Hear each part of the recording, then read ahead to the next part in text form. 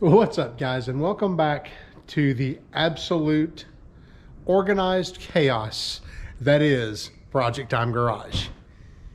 Today we're going to work on this. This is a 1974 or 73 or 75, 70 something Holiday Rambler Class C motorhome, or Winnebago as it was called when it was new. This thing is based on a Dodge Sportsman chassis, and it's got a 360, probably 2-barrel, probably a 727 torque flight trans, and it has been off the road since 2002. My goal for today, make the thing run. Replace all the engine related stuff that's bad, hope the thing's not locked up, get it where it will start and run reliably. The next episode, hopefully, the plan will be to drive the thing home. I'm probably a little ambitious here, but that's the goal. Now, this thing has been in the family for a long, long time. In fact, my grandparents bought it brand new from the dealership in 1973 or 74 or 75, 70 something. They used it mainly to, I guess, kind of tailgate, to go to UT games. In fact, it still has that really awesome vintage UT Big Orange Country tag on the front that's been there probably since it was new. This thing has sat inside most of its life. When it was at their place, it was in a big shed sort of like this. It sat at my mom and dad's for a few years outside there, but then it came up here to our farm, and that's where it's been for, well, probably since 2002. So hasn't had a lot of exposure to the outside, and as a result, it's in pretty good shape. In fact, it's in better shape than most I have come across. So anyway, you guys grab some popcorn and sit back and enjoy watching this episode. This ought to be so much fun. Let's get this show on the road.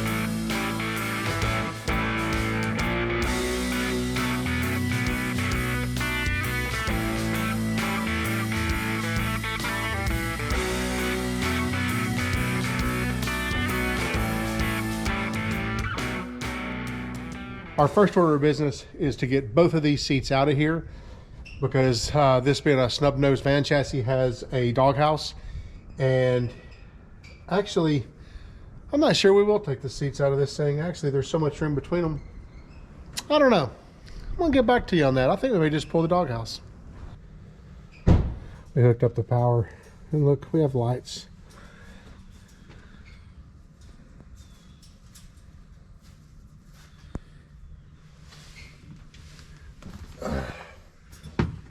This thing's in remarkable shape.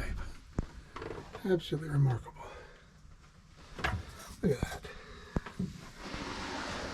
Still got the fuzzy carpet on the ceiling.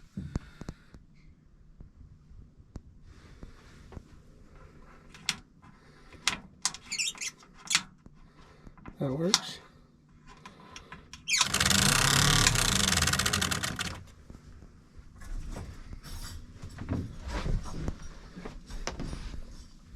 Crushed velour. That's 70s right there. We got our, oh, that works.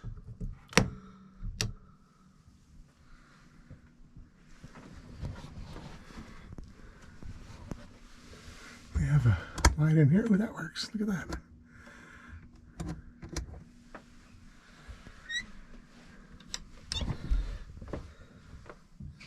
Check out that old Dometic fridge.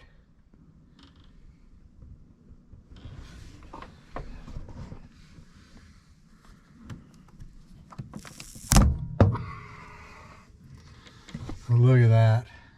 Man, it's clean.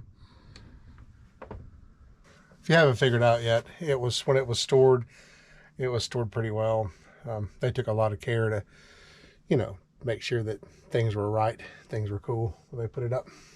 So as a result, it's aged extremely well. Well, this is what we're going for here. This is the doghouse, and under here is going to be a 360 engine. So basically they're pretty easy to get off. There's a clip on that side, a clip on that side. This one's got 3 screws in the floor that hold little latches. Get those pulled out, and we should be able to pull this thing out.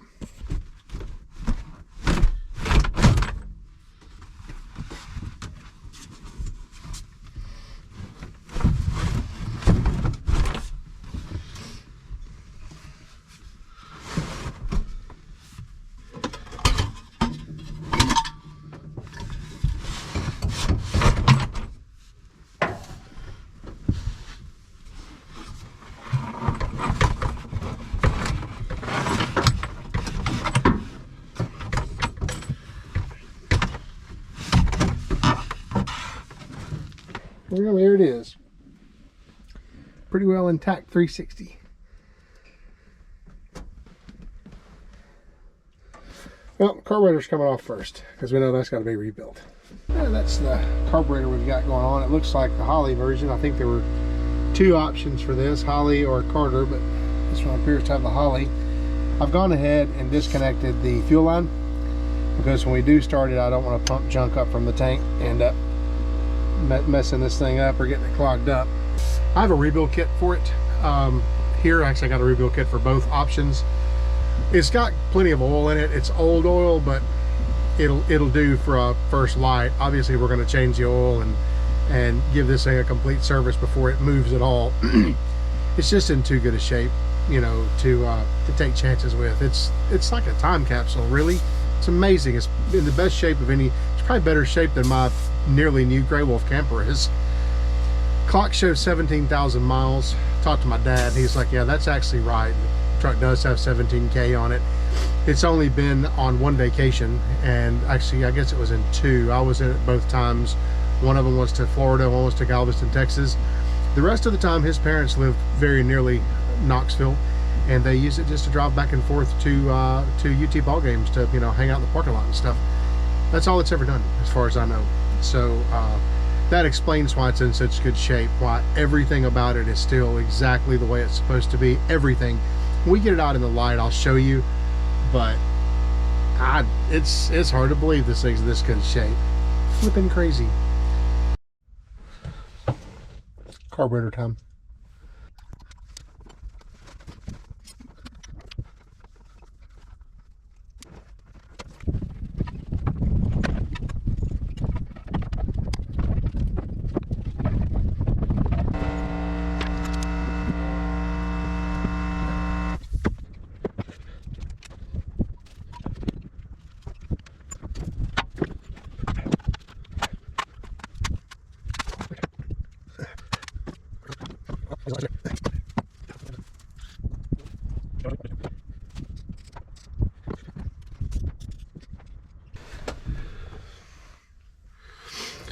All right, well,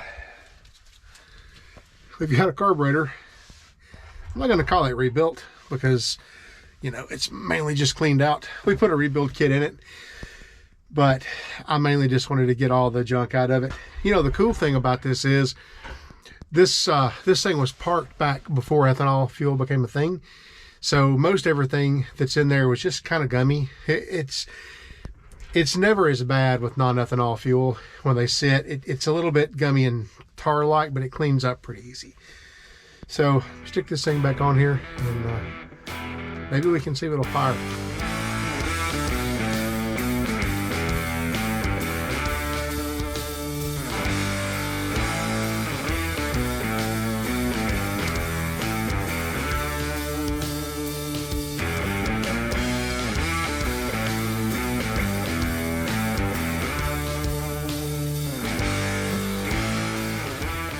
I think we've reached that moment in time where we're going to go ahead and give it a quick try and just see what we've got.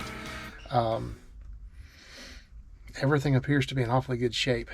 Engine rolls over fine by hand. We've turned it a couple of full revolutions. It's clean, feels good.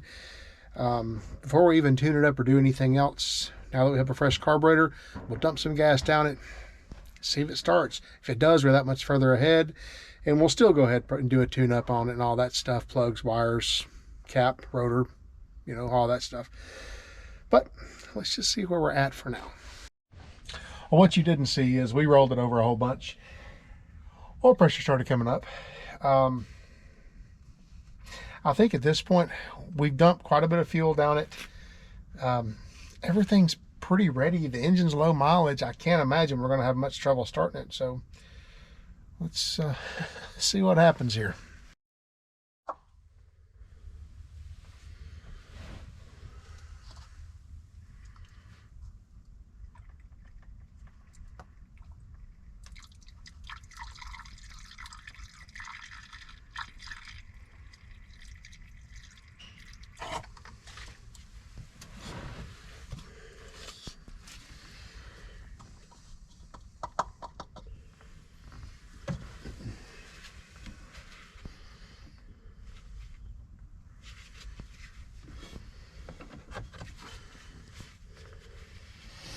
All right.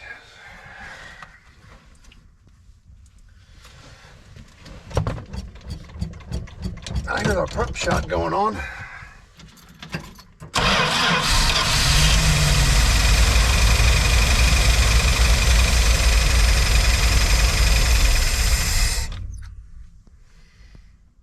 That's good. I think we're just out of fuel.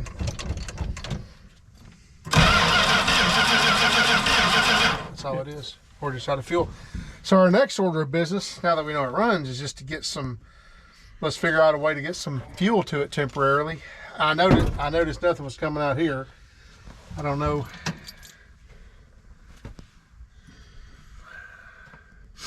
Gauge doesn't move.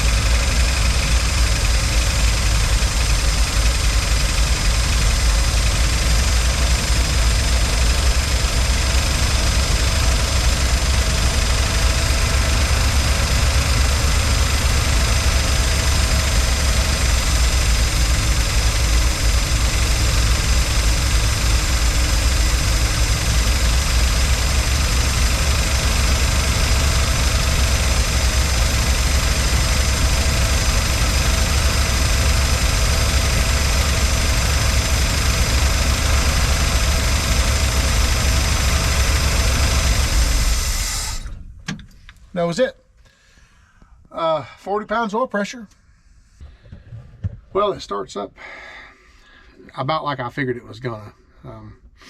You know, usually a low mile engine that's been, you know, indoors and somewhat stored decent isn't too hard. That's about what I figured. We're gonna have some idling problems. We don't have any fuel in the line coming up here. The gauge doesn't move. Who knows what's going on in the tank? It's either great or awful. So what we're going to do is we're going to pour a couple gallons in there. I've got the fuel line off at the carb, and I've got the bowls filled up again with 2-stroke gas, and we'll just we'll bump it over a little bit and see if we start getting some fuel up here. If we do, we'll hook it up and see where we go from here. Well, quick status update. We're having trouble getting fuel up to the front. Don't know if the pump is bad, probably so, or, you know, something in the line or bad filter. So we're doing some blowing out and trying to get that, trying to get the lines cleared out if they need to be cleared out. Probably before it's over, we're going to end up putting a fuel pump on it. We've got one with us. Probably end up putting a fuel pump on it before we take off anyway. But where the thing is sitting, there are much better places around here to position it where you can actually get to this stuff. So it'd be nice to be able to get it to start and run and get the thing out of here where you can work on it a little bit better. So that's where we're at now.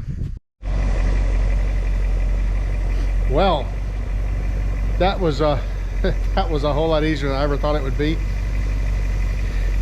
Thing is running, and it's running really well, in fact.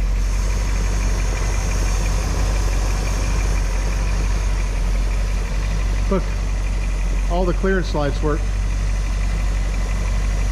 Parking lights work. Even the side marker works.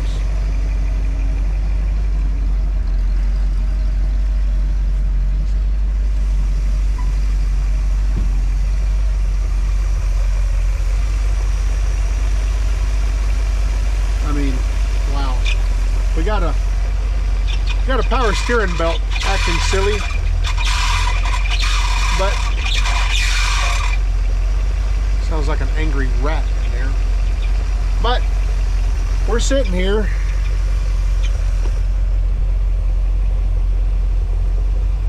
We're sitting here with at about 180, 190 degrees. Got about 30 pounds of oil pressure at hot idle, and the alternator is actually, it charges. Turn signals work.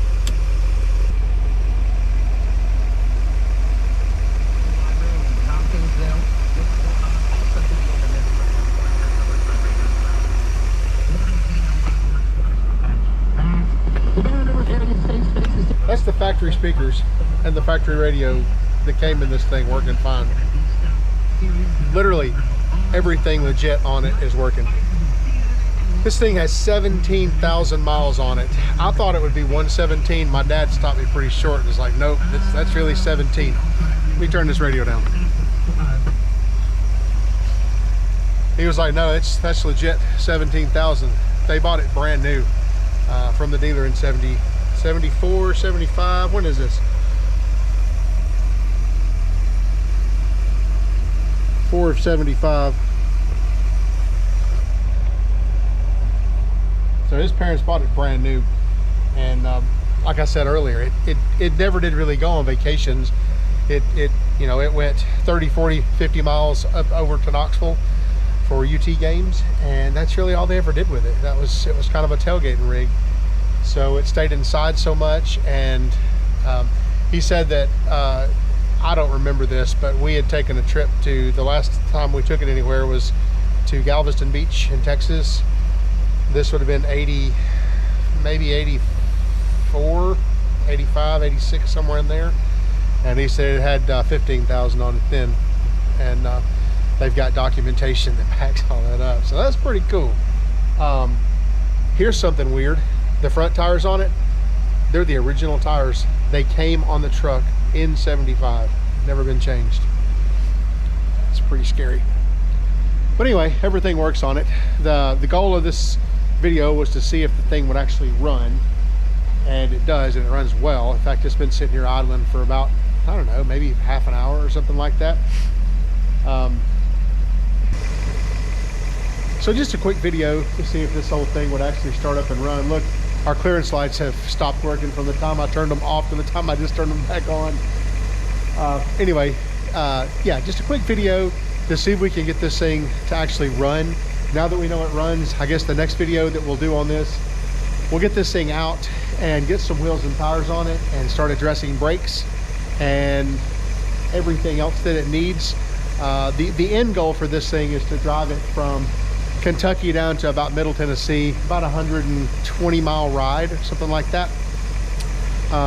They have a purpose for it. Don't worry, it's not going to my house. I already have enough vehicles. After all, I only have that vehicle and that vehicle and that vehicle and that vehicle and that vehicle and that vehicle and that vehicle and that vehicle and that vehicle. Another one right there. And that vehicle, that's my wife's. That's a company car. Does that count as a vehicle? And that vehicle, that vehicle. So it's not going to my house.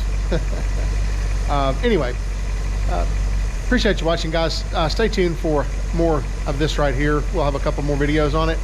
Don't forget to like, share, subscribe, tell all your friends about us. And guys, I'll see you next time.